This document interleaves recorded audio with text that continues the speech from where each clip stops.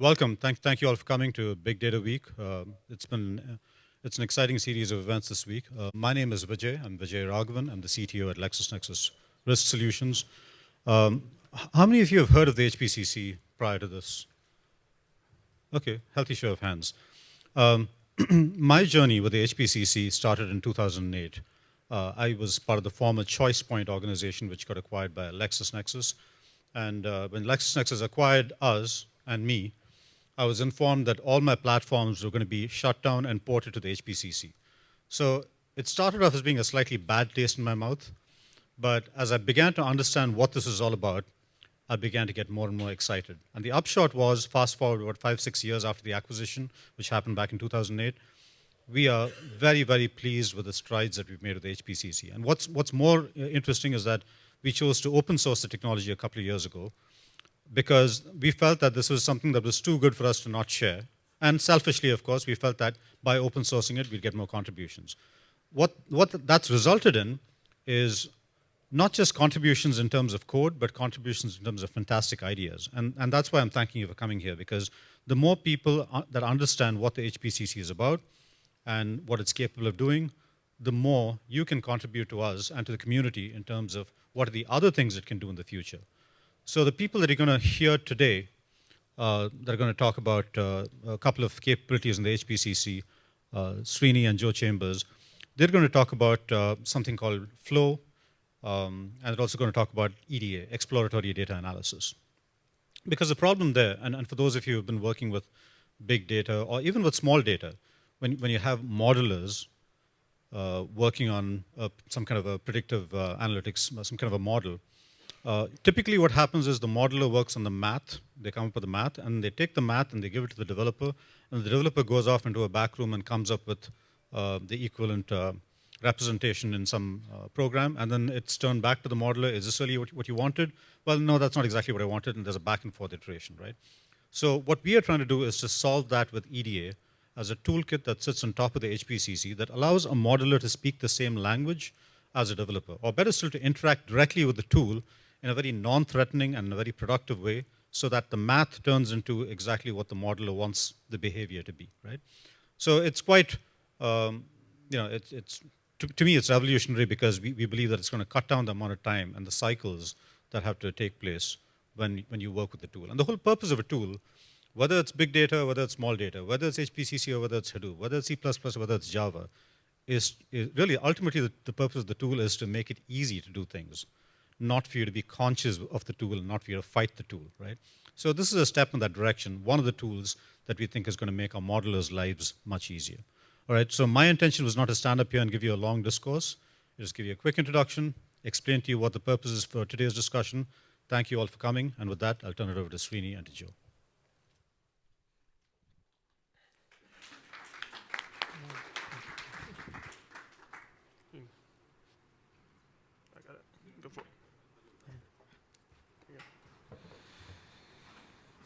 Can you hear me? Yeah.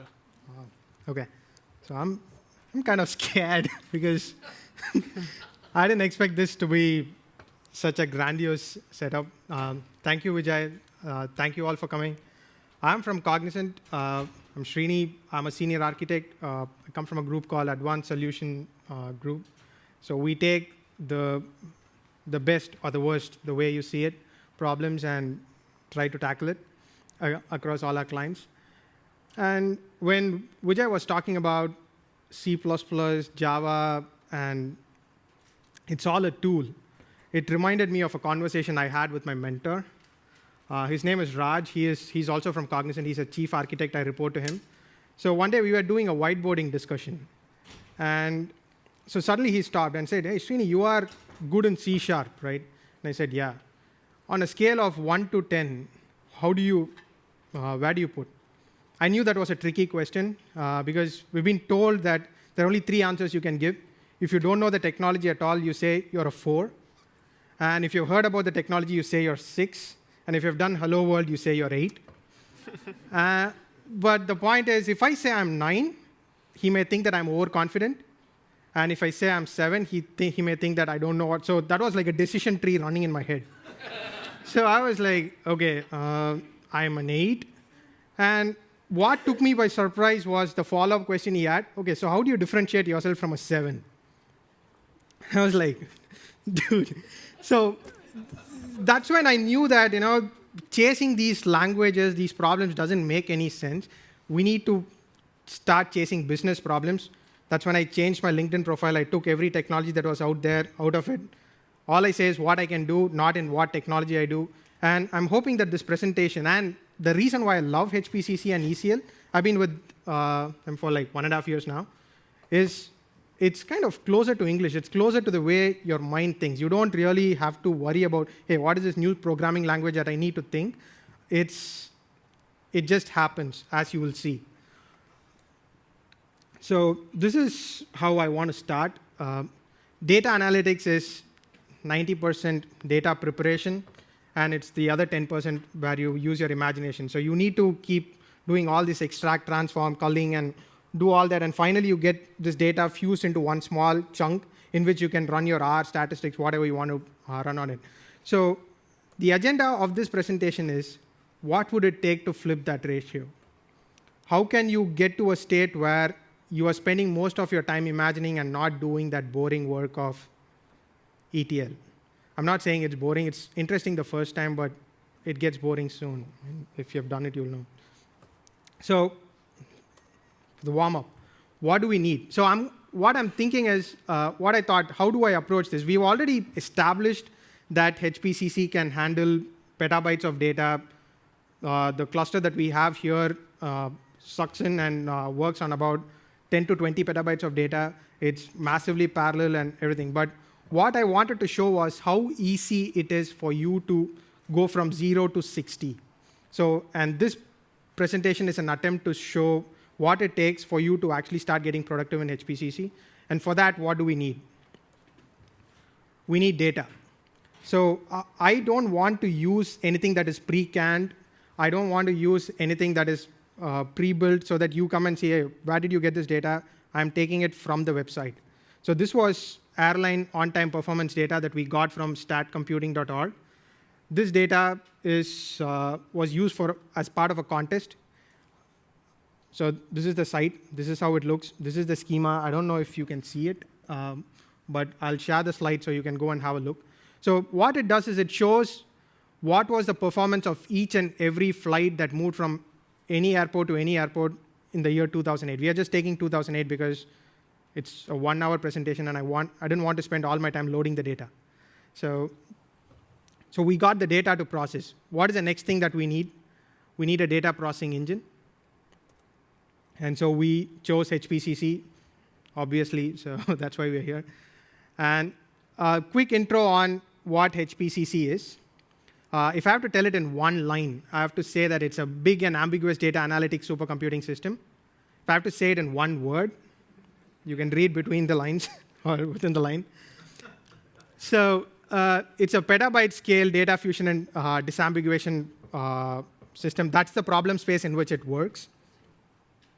We have a production system, a known production system that runs in 500 nodes right here. And I heard that there is a production system that is running on 2,000 nodes somewhere in Washington, D.C., but I don't have the security clearance to validate that. So it was conceived in 1999. That is like 5 years before Hadoop's MapReduce paper even came in, and it was perfected over the years. We have dozens of patented algorithms. I actually went and did a patent search on Google for the developers of HPCC. We have about 255 algorithms, or close to that. So I'm pretty sure dozens of them are on or for HPCC. Yeah. Yeah. So it's written in C++. So if you have any doubts, you can go to GitHub and check. The code is all there for you to have a look. And if you guys are C++ developers, you like what the technology is doing, feel free to join the party. We have developers all over the world. There are a few in US, there are a few in UK, and a few in India. It's fully accessible over HTTP. This, I think, is one big point. So once you bring the HPCC system up and running, you can do whatever you want to do over HTTP. There is nothing really that you need to do behind the scenes. And we have our own language, which is ECL, which I call as SQL on steroids. We'll come to that in a bit as to why it is. So to give the architectural overview of HPCC, this is the last slide I'm talking about HPCC. I don't want to bore you into the details, but I need to talk about this. There are two parts, and both are equally important. If you look at the dotted box there, the first one is Thor. It's our ETL tool. And the other one is Roxy, which is your data delivery tool. These two have totally different architecture or design principles in which they were built. One is sequential parallel, the other one is parallel sequential. To expand on that, Thor, every job you submit to Thor goes in sequentially, but the job is executed parallelly across all the nodes, which means that you take one single problem, every node operates on it at its fullest efficiency to solve just that one problem. Anybody else who wants to use it waits. We don't share the load with anybody. That is the core of Thor. Everybody works on one single problem and get it done extremely fast. Roxy, it's the other way. Every request is sequential, but it can take like hundreds of thousands of parallel requests depending on the size of the cluster. So that's like the difference of Thor and Roxy. And the way in which you code in Thor and Roxy is through ECL. ECL is the proprietary control language that we have. And the way you send the ECL is through HTTP. So a developer writes the ECL code, sends the ECL code via HTTP to HPCC. HPCC compiles the ECL code into it, or converts the ECL code into C++ code, compiles it, runs it, and decides what needs to run in each of the slave, decide what needs to be running on the server, and it runs it. So that's what HPCC does. So let's get into a demo. Let's try to figure out what it takes to do it in HPCC. So if we need to set up a HPCC cluster from scratch, what we need is we need AWS. I mean, we need the server. We need to download the HPCC installer in the server. We need to install HPCC, obviously, and we need to start the service. And now for the demo, we need data. So I'm going to download the data. And if it's zipped, I'll unzip as necessary. So let's go over this step by step. So I'll go to this site, the AWS site, start up an AWS cluster, download the HPCC server.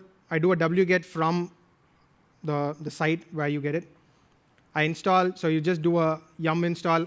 What I do there is don't do a GPG check and assume everything is yes. So just take yes as an option for everything.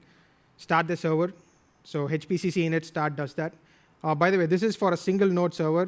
For a multi-node server, it takes 3 or 4 more minutes. If we have the time, I'll show how to start a multi-node server. So these are the files that I'm going to download from the website. So if you look at it, I'm actually going to startcomputing.org and downloading it. And I'll unzip the last file because that's in its own proprietary format. And when I'm downloading it, I thought I would as well download it to the drop zone, which is where HPCC takes the data from. And there were a few performance improvements that I wanted to do. One was use the local storage that AWS gives. AWS servers has local storage. I wanted to use it, and I didn't want to pay for the IOPS, provisioned IOPS, because it's data intensive, and then restart the server. So this, in a nutshell, is what goes into your launch config in EC2. How many of you have used AWS? Okay, that's very few. I can see the blank expressions. I think that's the reason. Okay. Yeah. So let's start with, oops. My bad.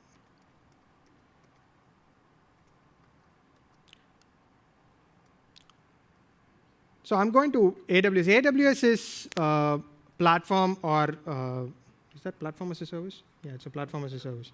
It's a platform as a service where you can decide what server size you want, what operating system you want, what is the memory, what is the hard disk, what is the processor. Take it and say, and Amazon will spin it up for you. So it's in the cloud. So, and HPCC runs on any Linux versions and Ubuntu versions. So I'm going to go with the Amazon Linux AMI. And let's choose a general purpose instance. We don't have to go for any high-end instances. because it's the demo. So, and the user data was what I actually showed here. So I'm copying the entire stuff, which is your launch config. So what goes into user data is what runs as soon as the server starts. So Amazon will bring up the server, it'll install Linux in it, bring the server up, and as soon as it does, it runs whatever I gave in the user data, which is what I walked you through. And now I want to attach the local storage, the instance storage to my instance. Let's call this EDA demo. And every communication to HPCC cluster happens over HTTP on port 8010, so which is what I'm going to allow here. And that's it.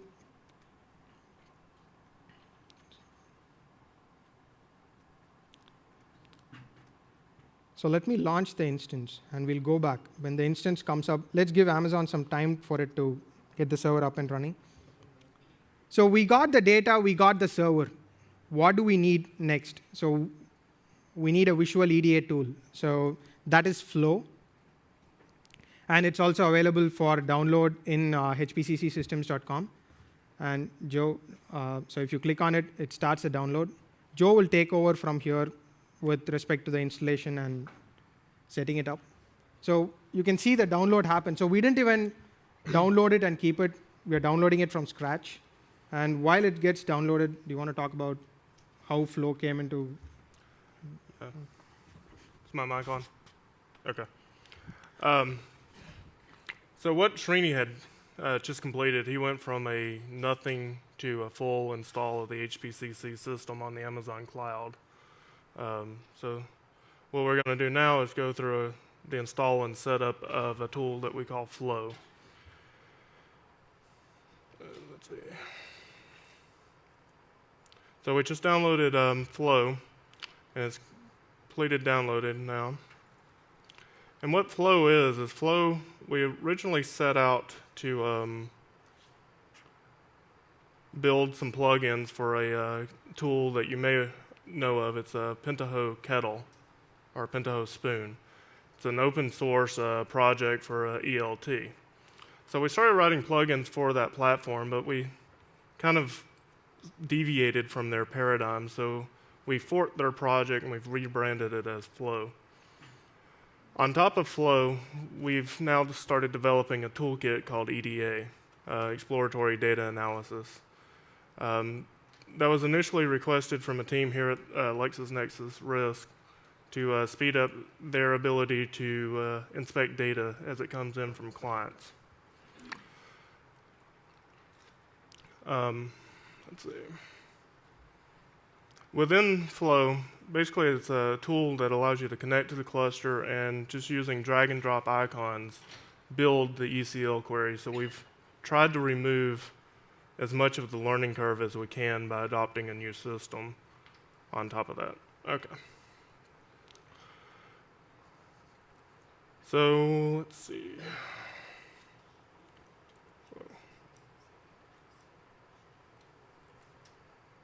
And I'm running the Flow beta right now because that's the build that has the EDA tools built into it.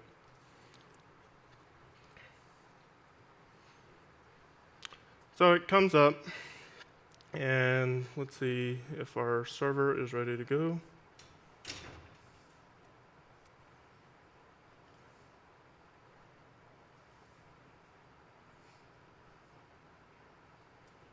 Still initializing. Okay, so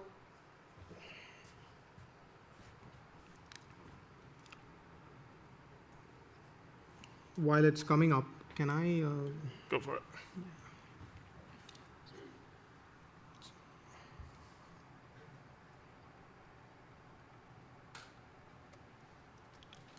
So I wanted to give an idea as to why ECL came into picture. So while it's all happening behind the scenes, right? So it started off as SQL in 1999. It's not like we wanted to come up with our own programming language, proprietary language. It started as SQL. So it was SQL that was written. But soon what they realized was it did not scale. And it did not scale for distributed data processing. And I couldn't reuse the code. If you write a SQL query for one or joining a few tables. Can you reuse that query anywhere else? And you just cannot. So that was a problem. Then we couldn't develop algorithms in SQL. There were places where we want to develop algorithms on dataset. SQL was not the language for it. And we didn't have data fusion constructs. So can I operate on 2 records at a time? Can I operate on a group of records and do cursor within that while I'm doing group processing in the rest? You cannot do it. If you have, how many of you are SQL developers? You will know what I'm talking about, right? So these are the problems, because I'm a SQL developer too. So these were the problems that I have faced. So ECL was born to fill the gaps. So there were a few constructs that are very specific to ECL. Project, iterate, roll up. Project is transforming 1 record at a time. So you take 1 record at a time. It's like a cursor. You can operate on it. But internally, it does it in one shot. It knows how to divide and conquer, do all that. Iterate was take 2 records at a time and start doing the same thing. Roll up, take a group of records based on a condition and operate on the group as a whole and keep operating on each of these groups in parallel. Aggregate, it is similar to MapReduce in Hadoop.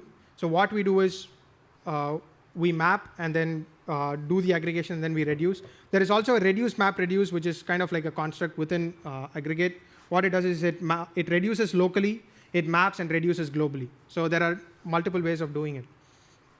Then there are joins, which is your SQL join, but with a lot more constructs. So if you look at distributed joins, one example is if you have 2 big tables partitioned in, let's say, SQL Server, and if you want to do a join, the keys will not exist in the same node, right? So you will need to do a redistribute of that. So, but there might be situations where the second table might be pretty small, where it might make sense for you to just copy the tables in all the nodes and do a local join instead of doing a redistribute. So construct like this, which is very specific to distributed data processing, is available out of the box in HPCC and ECL.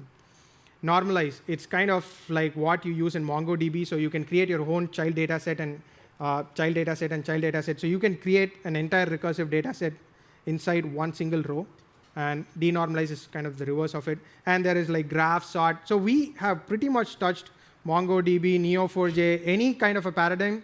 There is some construct here to work in. So it's going to be one single platform which takes care of most. And Flow was born to abstract the perceived complexity of writing in ECL. So ECL, it can be overwhelming if you start looking at it. It's like, hey, what are all these constructs? But once you start working on it, it kind of becomes natural. If you're a SQL developer, it flows in naturally. But if for others who don't want to go through this process, Flow was born. Flow does not give everything that ECL provides. If you want to get into the nitty-gritty details of performance monitoring and everything, you go into ECL. Flow is nothing but a facade that is built over your ECL, and all it does is it generates ECL for the inputs that you gave and sends the ECL to HPCC. So where does Flow fit in? If you remember the old architecture diagram, it fits in right here. So Flow sits right below ECL, and all it does is it accepts the flow chart, so to speak, and generates the ECL and sends it to HPCC server. So let's see if this thing came out. So the server is up and running. So that's it. So HPCC is ready. Let's go and look at it. So you access it via HTTP in port 8010. So the server is up and running. I've already loaded the file. So if you remember the list of commands I gave, so I got it and put it in the landing zone. These are the files. The 2008 CSV is all the flights that ran in 2008, and it's about 700 megs. Let me go ahead and start So spraying it. the first thing that you do is you take the file from the landing zone and spray it into the cluster. In this case, it's just a single node, so it may look like a blind copy, but usually what happens is it takes it, it reads from it, and chunks the file into how many ever nodes you have and puts it into each of the nodes so that it can work parallelly. So what he's doing is he's just spraying it.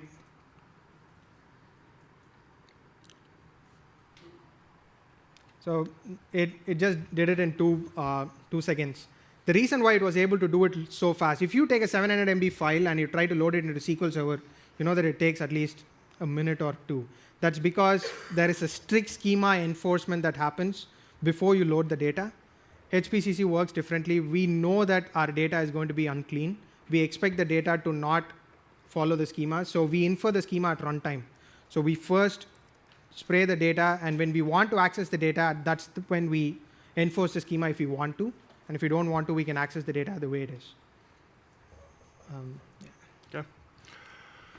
So I've opened up Flow, and I've just created a new job and went ahead and saved it as a Flow demo. Within any one of these jobs, the first thing that you're going to do is go into the general and give it a starting point. And since I'm already here, I normally go ahead and give it a success point. The success point is more or less just for a visual representation. It doesn't really do anything, but the start point is a requirement for the program itself. The next thing I'm going to do is put a global variables onto the worksheet, and this establishes the connection between the tool and the cluster. So if we go over here and we grab this IP address, and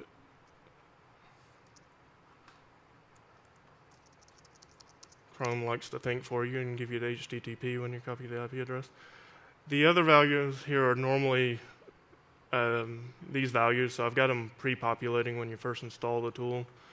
You can change these if you want to install it on a different port, or if you've modified the directory on the landing zone within the cluster. The particular one we set up is going to be running on HTHOR since it's a single node. It just runs a little bit better.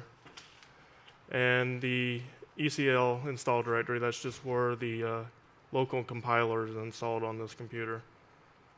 So we go ahead and click OK, OK on that. And then we need to be able to connect to the data set. So we go ahead and put a data set onto the worksheet. And from here, we can browse to the files that we just sprayed.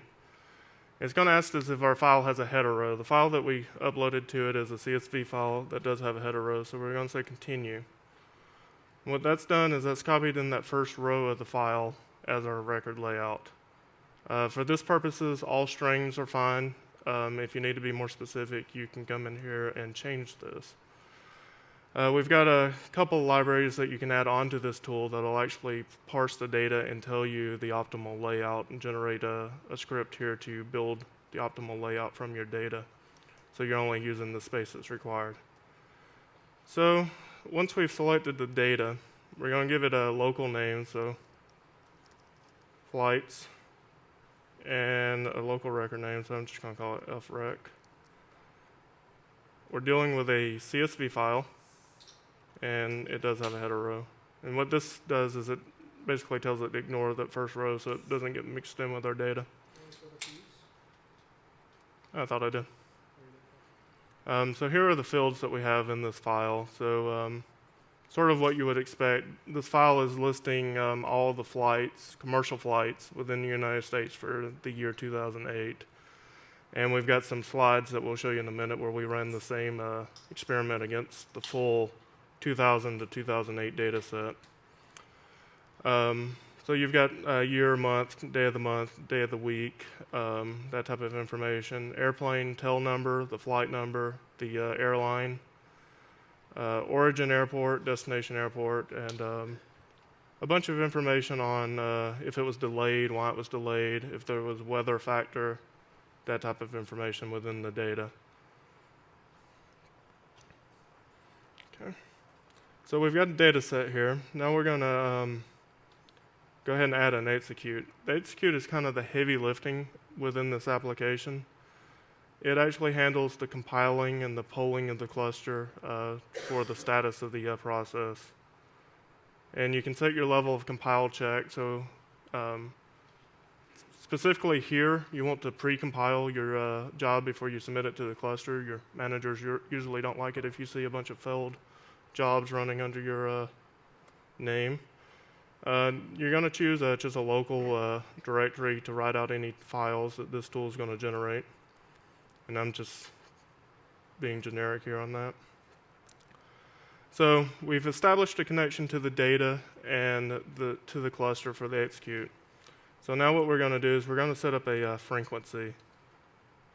And if you look over here on the left, these are the current EDA tools that we've developed. So using these tools, you can do correlation between columns, frequency counts on columns, percentiles, percentile buckets, which percentiles gives you the the start and ending value within each bucket, and percentile buckets actually writes the bucket values back into your data so that you can do further analysis on it. Random is just adding a random number to your data that's used for an internal team here. We're working on Report Builder, which will be a tool that allow you to take all of these values and do a by value table. And then you have Tabulate, which in our world we call cross-tab report usually. And then we have a Tabulate Buckets, which does it a little bit more like SAS developers are used to. And then we have a univariate, which calculates min, median, max, mode, standard deviation for any of the columns you select. So for the purpose of this demo, we're going to run on frequency here. So I've added all the nodes I need, so I'm going to connect these together so it knows what order we want to actually execute stuff in. And let's go into frequency. We're going to run it against the flight data, and we want to sort how it outputs it. So now we're going to select the columns that we actually want to run this against. So we're going to do the carrier, the tail number, origin airport, and destination airport. So what this will do, by doing frequency counts on those fields, descending order, it'll very quickly tell us what is the busiest airline, what is the busiest airplane, what's the busiest airport for departing flights, and the busiest airport for arriving flights within our data set. Let me double check, make sure I've got all this set up here. Let's change the name of this.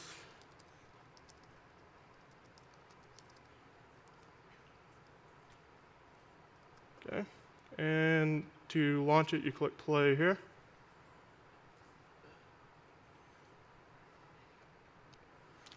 Okay, so what it's done so far, if you notice the little check marks across the icons, that means that step has completed. So it's generated the ECL code, and it's now on execute. So execute has taken the ECL code, compiled it, submitted it to the cluster, and is now polling the cluster for the result. And when the cluster finishes the execution, it'll come back into the ECL result tabs here. So, if you really look at what happens behind the scenes, it's all ECL. So all the code that the frequency calculation that happens is generated ECL that gets passed to the server. So you can actually go and look at the query. So ECL watch is the way to access. It's fully HTTP way to access what's happening in the work unit, what really happens behind the scenes. So this was the code that was generated by Flow. So which means that Flow is not really doing any magic. The magic actually happens in ECL. And you can build your own EDA capabilities pretty quickly if you start understanding ECL. Flow is just a way of giving you that initial push. So you can start looking at it. You can start editing this data in ECL. You can start rerunning it, do whatever you want. But let's take a step back. So look at what we did. We started a server in EC2. We loaded the data. Everything happened online. And then we installed Flow. We created a flowchart. We executed it, and it's running in all like 15 minutes. So this is the time it takes to actually start getting productive in HPCC. And the other thing that you need to understand is everything actually happened over HTTP. EC2, Amazon has APIs where you can call EC2. You can have a launch config created. You can run EC2 using web APIs, which means that you can actually write a Python script, a few lines Python script, which can bring up an Amazon cluster to this, of HPCC cluster to the size you want, upload the data, run the ECL, which needs to be run. It can pass it through HTTP, get the result, shut down the cluster, get the data, and shut down the cluster.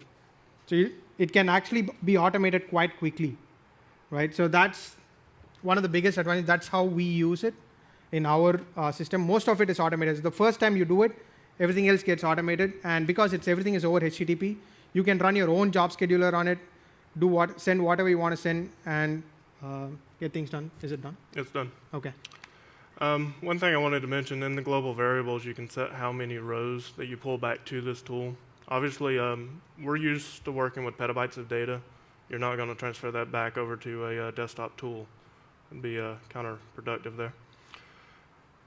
So if we click over on ECL results, here are the 4 reports that we generated for frequencies. So frequency of unique carrier. These are the busiest airlines that we have in our data. I don't remember what WN was. I think it's Southwest Airlines. Yeah, Southwest Airlines has the highest number of flights in the year 2008 by a pretty large margin there. You've got American Airlines there, Delta. We're in Atlanta, so everybody here probably flies Delta often. It's got 452,000 flights in the year 2008. So very quickly, you've got some interesting statistics there. If you click on frequency on the tail number, this may be surprising. This particular airplane here, 476 Hotel Alpha, flew 4,701 times last year, or in 2008. So more than likely, that's going to be a twin turboprop that does local hops between airports, probably in the northeast. Hawaiian Airlines. I think it's Hawaiian Airlines. Hawaiian Airlines, maybe that could be it too. 4,000 A year. 11 or 12 flights a day. Yeah. So the busiest airport to depart airplanes is Atlanta. Atlanta is usually the busiest airport. Every once in a while, it'll lose out to one of the other airports. So we have Atlanta, Orlando. Oh, that's Chicago. Or Chicago, sorry. Forgetting my airport codes here. And let's see, your destination airports, Atlanta, again, wins. It's actually the same order until you get to, I think, the 25th airport. Then it starts toggling between airports on which one has the more arriving and departing flights. So let's. So bring back up the PowerPoint here.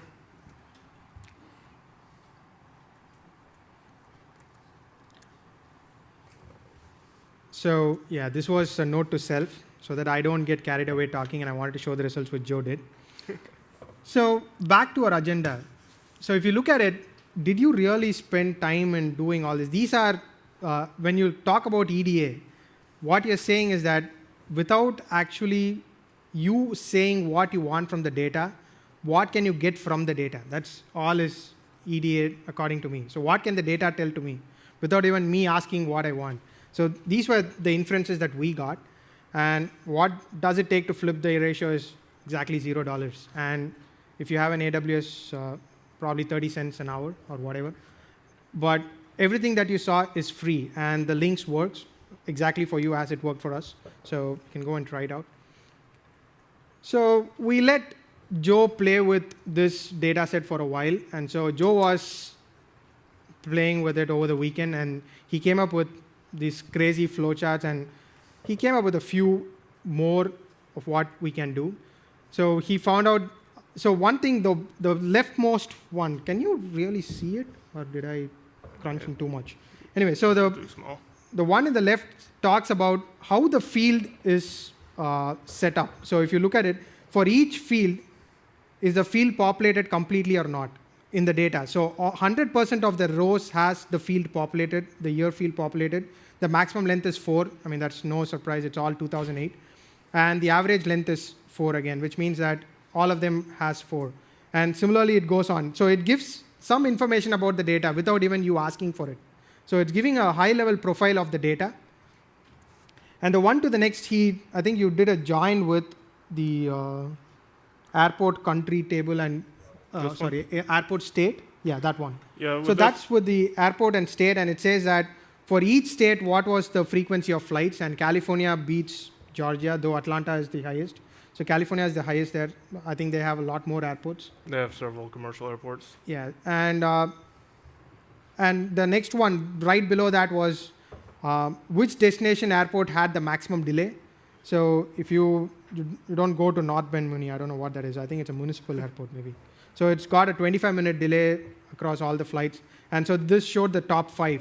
And the one to the right again, the day of the week and average delay is what is the average delay for every day of the week?